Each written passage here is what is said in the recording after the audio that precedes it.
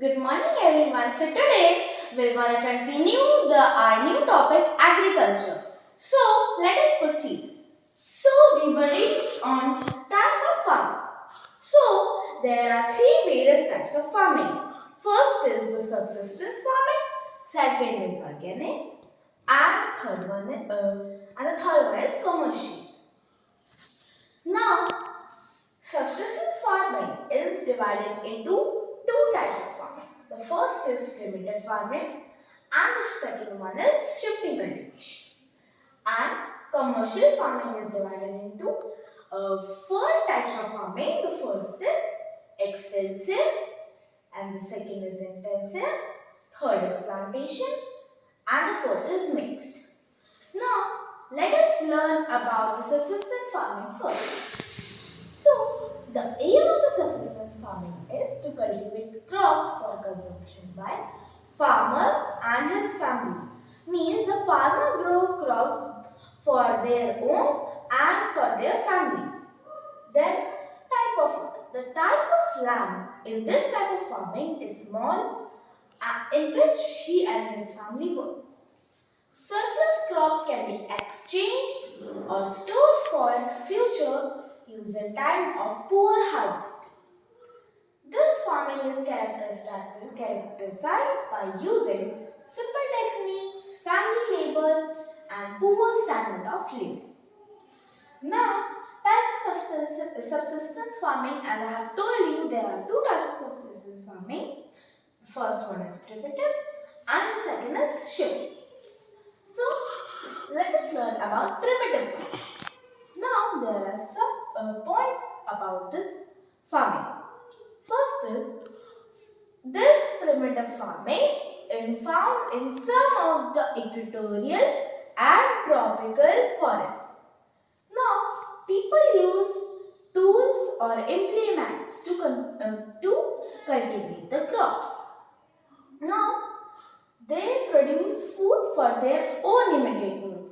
Means they did not sell it to earn money. They grow their crops for their own. Now, the second is shifting cultivation. So, let us know its history. So, the history of shifting cultivation is as old as history of agriculture. Means agriculture is also very old and the shifting cultivation is also as old as agriculture. Now, it is a primitive form of soil utilization.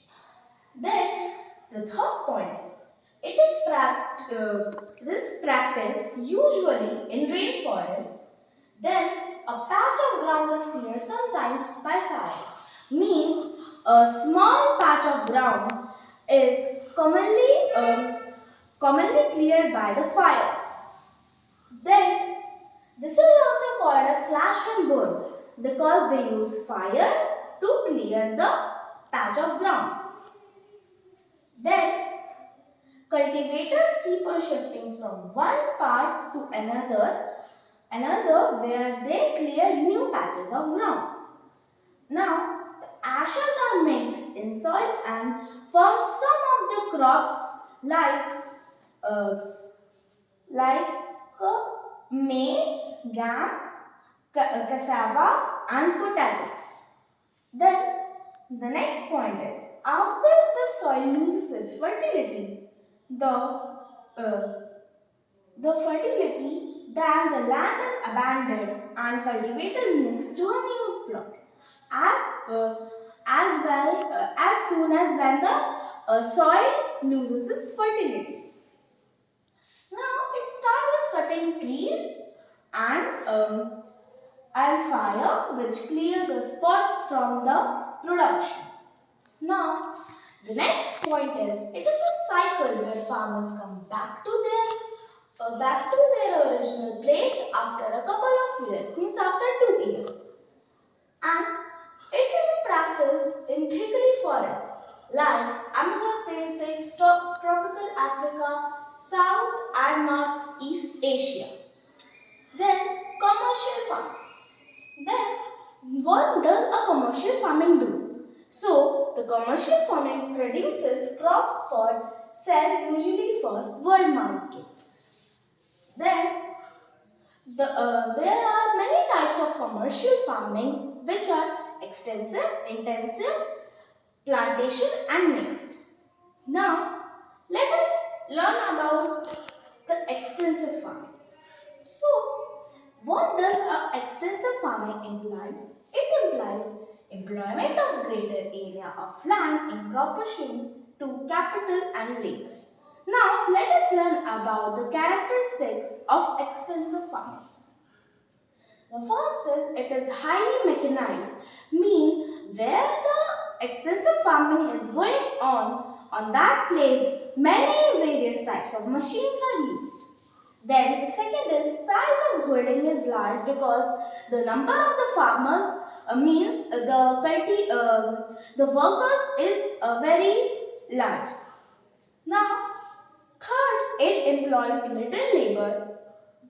Fourth, per hectare production is low. Now it is practiced in less populated area where the population of the people is low.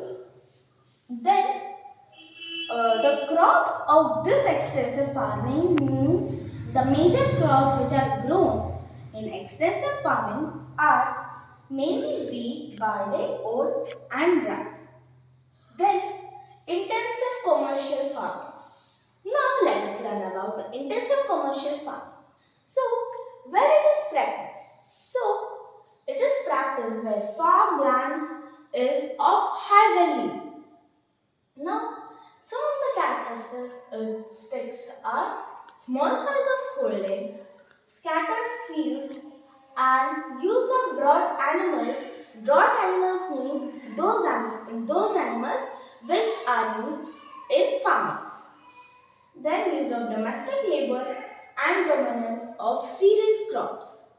Now, plantation farming. So, what does a plantation farming means?